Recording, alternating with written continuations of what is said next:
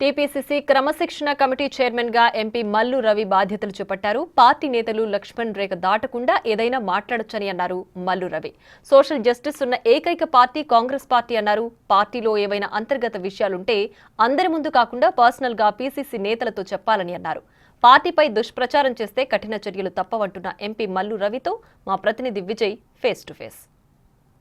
కాంగ్రెస్ క్రమశిక్షణకు సంబంధించినటువంటి ఆ కమిటీ చైర్మన్గా కూడా ఎంపీ మల్లు రవి గారు అయితే ఎన్నికయ్యారు. ప్రస్తుతం వారు మనతో ఉన్నారు. వారి మాటలోనే తెలుసుకుందాం. ఎలా ఉంది సార్ అంటే ఇక్కడ ఈ క్రమశిక్షణ కమిటీ చైర్మన్గా ఎన్నికయ్యారు కదా, ఎలా ఉంది మీ ఫీలింగ్? ఎలా ఉంది? పార్లమెంటు సభ్యుడు కావటం ఎవరైనా అవుతారు, కానీ పార్టీకి సేవ చేసేటటువంటి అవకాశం నాకు కలిగించారు.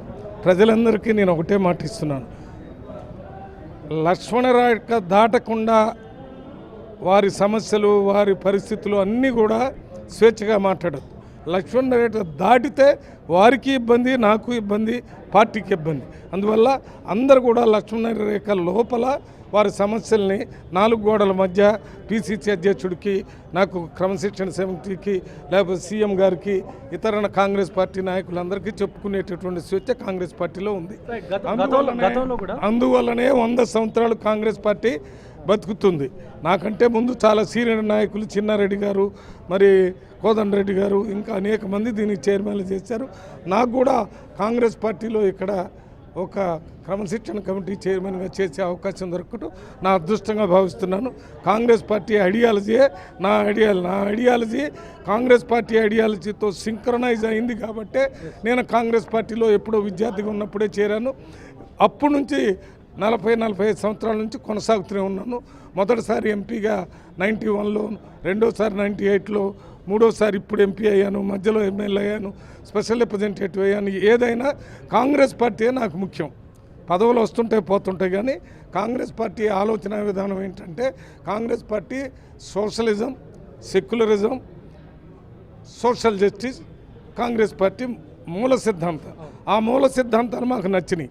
ఇవాళ రేవంత్ రెడ్డి గారు రాష్ట్ర ముఖ్యమంత్రిగా ఉండి 1.5 సంవత్సరాల్లోనే ఏ రకంగా అయితే కార్పొరేట్ సోషల్ రెస్పాన్సిబిలిటీలు మన కార్పొరేషన్స్, బిజినెస్ పీపుల్ సమాజానికి సేవ చేస్తారో, ఇవాళ కాంగ్రెస్ పార్టీ ముఖ్యమంత్రిగా రేవంత్ రెడ్డి గారు కూడా గవర్నమెంట్ సోషల్ రెస్పాన్సిబిలిటీ చూపించాడు.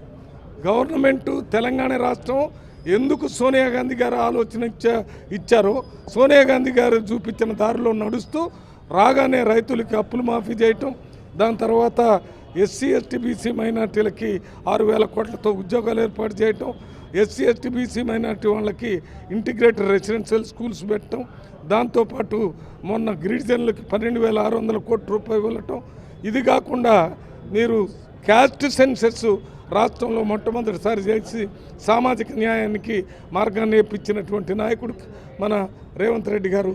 ఇదంతా కాకుండా పేద ప్రజల వాళ్ళందరికీ కూడా సన్నబియ్యాన్ని సప్లై చేసి సామాజిక గవర్నమెంట్ సోషల్ రెస్పాన్సిబిలిటీని 100% అమలు చేసినటువంటి నాయకుడు Congress party chief minister Revanth Reddy. అంతకుముందు 10 సంవత్సరాలు బీఆర్ఎస్ ప్రభుత్వంలో ఉండి కూడా social responsibility, government social responsibility ఏమీ చేయకుండా వారు స్వార్థం, వారి కుటుంబం లేక బీఆర్ఎస్ నాయకులు బాగుపడే కార్యక్రమాన్ని చేశారు తప్ప సామాజిక రెస్పాన్సిబిలిటీని ప్రభుత్వం తరపు నుంచి చేయాల.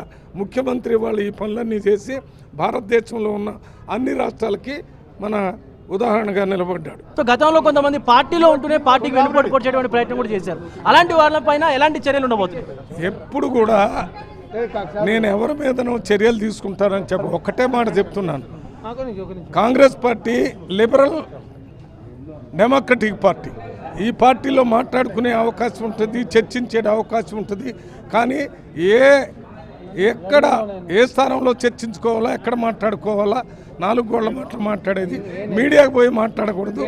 అంటే ఒక లక్ష్మణరేఖను తీసుకొని ఎవరికి వారే అంత లోపలనే మాట్లాడాలి తప్ప అది దాటి మాట్లాడితే వారికి నష్టం, పార్టీకి నష్టం, నాకు కూడా ఇబ్బంది అవుతుంది.